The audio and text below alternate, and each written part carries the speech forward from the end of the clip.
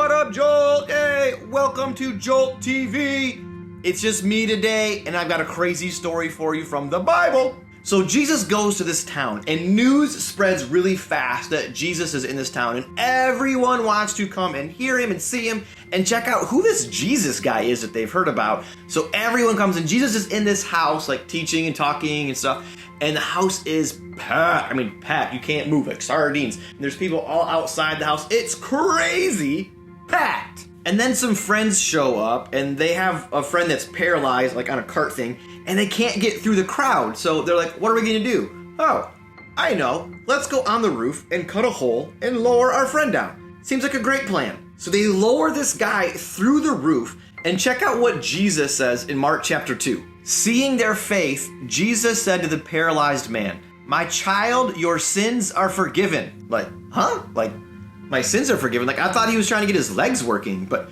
of course, Jesus is way smarter than the rest of us. So let's keep going in this story. But some of the teachers of religious law who were sitting there thought to themselves, "What is he saying? This is blasphemy!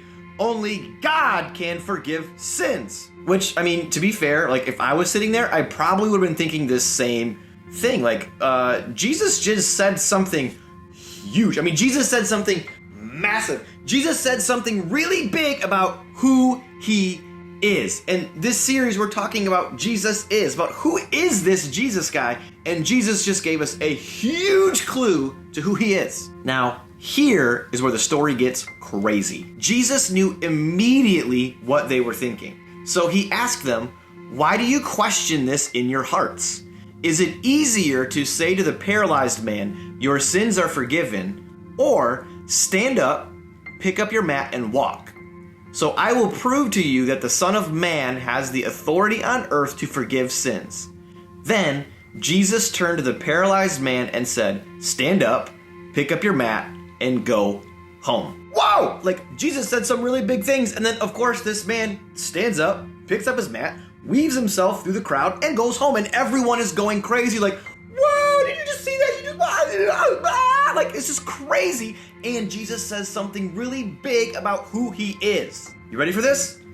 Jesus is God. Jesus is God. Jesus is God. This is big. Jesus isn't just some guy that had some cool teachings. Jesus isn't just some guy that somehow had magical powers and healed some people. Like, Jesus is God. This is big. And what we want to do for the rest of our time here together is really unpack, what does that mean?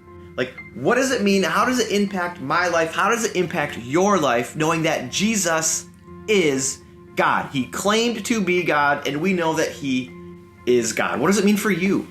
What does it mean for your faith? What does it mean for you to be a follower of Jesus if Jesus is God? Knowing that Jesus is God is massive. It's huge. It's big. We're going to go to small groups to keep discussing it.